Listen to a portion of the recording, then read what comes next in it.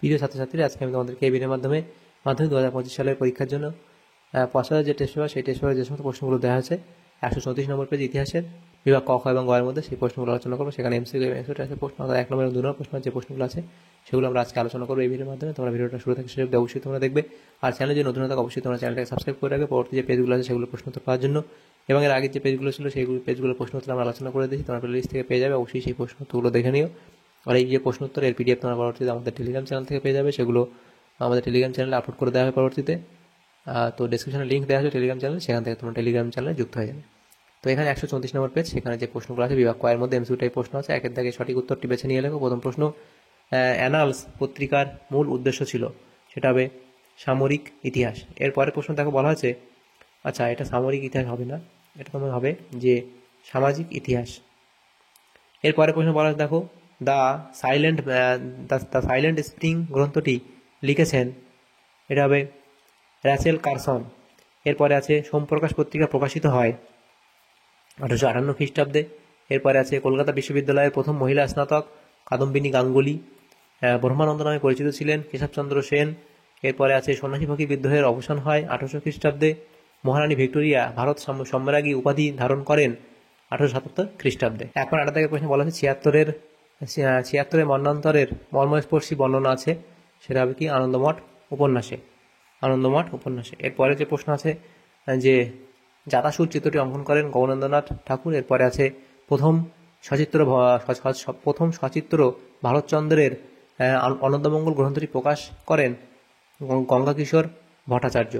এরপরে আছে বেঙ্গল ন্যাশনাল কলেজের প্রথম অধ্যক্ষ হলেন অরবিন্দ ঘোষ। এরপরে প্রশ্ন, রামপা উপজাতি বিদ্রোহের নেতৃত্ব দেন কি আল্লুরি সীতারাম রাজু। লাঙল পত্রিকা কোন দলের মুখপাত্র ছিল, সেটা হবে বাংলার শ্রমিক কৃষক দল। কংগ্রেস সমাজতান্ত্রিক দল প্রতিষ্ঠিত হয় 1934 খ্রিস্টাব্দে। এরপরে আছে ভারতে স্ত্রী মহামণ্ডল প্রতিষ্ঠিত হয় 1911 খ্রিস্টাব্দে।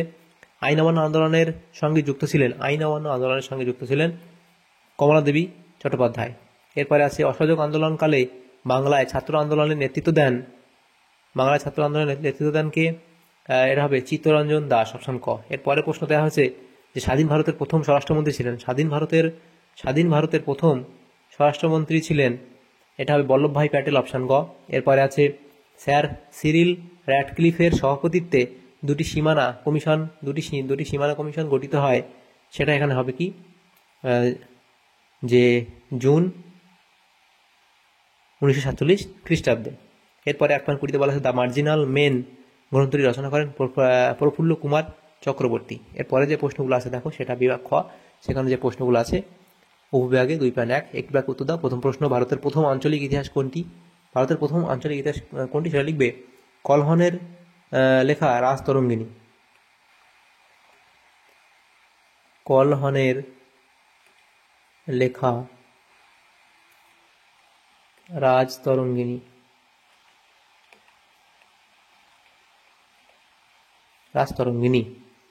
এরপরে প্রশ্ন যেটা আছে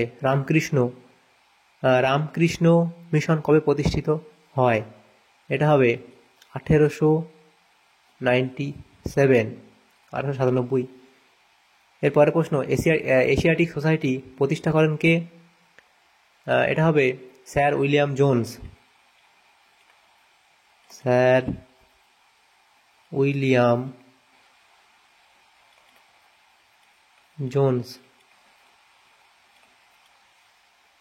এরপরে প্রশ্ন, সুই মুন্ডা কে ছিলেন, সেটা লিখবে কোল বিদ্রোহের নেতা।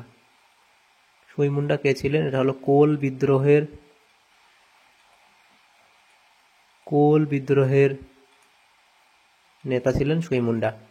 উপবিভাগ 2.2 ঠিক বা ভুল নির্ণয় করো। প্রথম প্রশ্ন, সরলা দেবী চৌধুরানী ছিলেন স্বর্ণকুমারী দেবীর কন্যা, এটা ঠিক বলা হয়েছে। নেক্সট প্রশ্ন, দীনবন্ধু মিত্র ছিলেন হিন্দু প্যাট্রিয়ট পত্রিকার সম্পাদক, এটা ভুল। তারপর আছে মোপলা আন্দোলন ছিল একটি শ্রমিক আন্দোলন, এটা ভুল। এরপরে আছে ভারতের প্রথম ভাইসরয় ছিলেন লর্ড মিন্টো, এটা ঠিক বলা হয়েছে। এই ঠিক ভুলগুলো নির্ণয় করে নেবে। এরপরে উপবিভাগ 2.3 কস্তম্ভের সঙ্গে খস্তম্ভ মেলা। এখানে কস্তম্ভ দেওয়া হয়েছে। প্রথম দেখো নীল দর্পণ, এটা হবে কি দীনবন্ধু মিত্র, এবং পদ্মিনী উপাখ্যান, সেটা হবে কি রঙ্গলাল বন্দ্যোপাধ্যায়। ভারত বিলাপ, সেটা তোমাদের হবে হেমচন্দ্র বন্দ্যোপাধ্যায়, এবং পলাশির যুদ্ধ, সেটা হবে নবীনচন্দ্র সেন। এভাবে তোমরা মিলিয়ে নেবে কয় স্তম্ভ। এরপরে যেটা আছে দেখো, আমাদের উপবিভাগ 2.4, সেখানে ম্যাপ পানি ছিল, সেগুলো আমরা করবো না। আমরা চলে যাবো পরবর্তী 2.5-এ।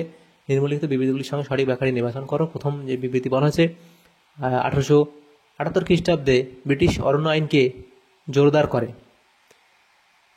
এখানে তোমাদের ব্যাখ্যা 3টা সঠিক হবে, যে সাম্রাজ্যবাদী স্বার্থে ব্রিটিশরা বনজ সম্পদগুলিকে ব্যবহার করতে চেয়েছিল।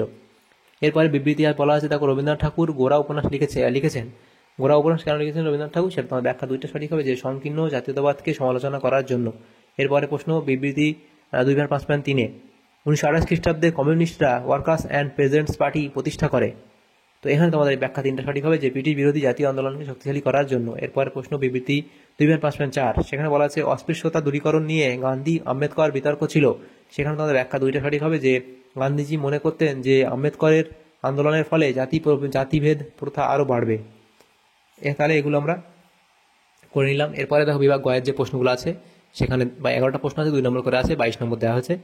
তো এখানে দেখো, এই যে প্রশ্নগুলো দুটি অথবা 3টি বাক্যে উত্তর দাও, এগুলো আমরা নেক্সট পেজে আলোচনা করবো। দেখো, প্রথম যে প্রশ্ন এখানে দেওয়া হয়েছে, যে ইতিহাসের উপাদান হিসেবে সংবাদপত্রের গুরুত্ব কি, সেটা লিখবে অবধি। নেক্সট প্রশ্ন, সরকারি নথিপত্র বলতে কি বোঝায়?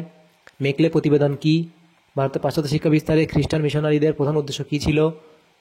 এবং তারপর দেখো, কোল বিদ্রোহের 2টি কারণ উল্লেখ করো। দেখো, এই 2টো কারণ লিখবে। তিতুমিরের সেনাপতি প্রধানমন্ত্রীর নাম কি? আনন্দমঠ উপন্যাস কিভাবে জাতীয়তাবাদী ভাবধারাকে উদ্দীপ্ত করেছিল? এরপরে আছে ল্যান্ড হোল্ডার্স সোসাইটি কি উদ্দেশ্যে প্রতিষ্ঠিত হয়? সিবি রমন বিখ্যাত কেন? তারপরে প্রশ্ন, বিশ্বভারতী প্রতিষ্ঠার উদ্দেশ্য কী ছিল? বারদৌলি সত্যাগ্রহ আন্দোলন কেন শুরু হয়? তারপরে প্রশ্ন, বিশের দশকে মুম্বাইয়ের 2টি শ্রমিক সংগঠনের নাম লেখো। তারপরে অ্যান্টি সার্কুলার সোসাইটি কেন স্থাপিত হয়, সেটা তোমরা লিখবে। এরপরে প্রশ্ন দেখো, বলা আছে রশিদ আলী দিবস কবে পালিত হয়, কেন পালিত হয়, লিখবে। তারপর দেখো, যে ভাষাভিত্তিক রাজ্য, এটা আজাদ হিন্দ ফৌজের একজন সৈনিক ছিলেন। আজাদ হিন্দ ফৌজের সঙ্গে যুক্ত ছিলেন রশিদ আলী, সেটা তার কেন তিনি এই দিবসটা পালন করা, সেটা তোমরা লিখবে এখানে। দেখো, তারপর আছে ভাষাভিত্তিক রাজ্য পুনর্গঠন কমিশনের কারা সদস্য ছিল, এবার লিখবে। তারপরে আছে দেখো, 1950 খ্রিস্টাব্দে কেন নেহেরু লিয়াকত চুক্তি স্বাক্ষরিত হয়েছিল, এই অবধি লিখবে। তাহলে দেখো, আমাদের এখানে যে প্রশ্নগুলো ছিল আমাদের 134 নম্বর পেজে ইতিহাসের বিভাগ ক, খ এবং গ এর মধ্যে MCQ এবং MCQ আছে প্রশ্ন, 1 নম্বর 2 নম্বর প্রশ্ন, সেগুলো আমরা আলোচনা করবো আজকে এই ভিডিওর মাধ্যমে। তোমাদের যদি সামান্য উপকার এসে থাকে ভিডিওটা অবশ্যই লাইক করবে, আর বেশি বেশি করে বন্ধুদের সাথে শেয়ার করবে, এবং পরবর্তী যে পেজগুলো আছে সেই পেজগুলো প্রশ্ন উত্তর পাওয়ার জন্য আমার চ্যানেলটাকে সাবস্ক্রাইব করে রাখবে। Thanks for watching.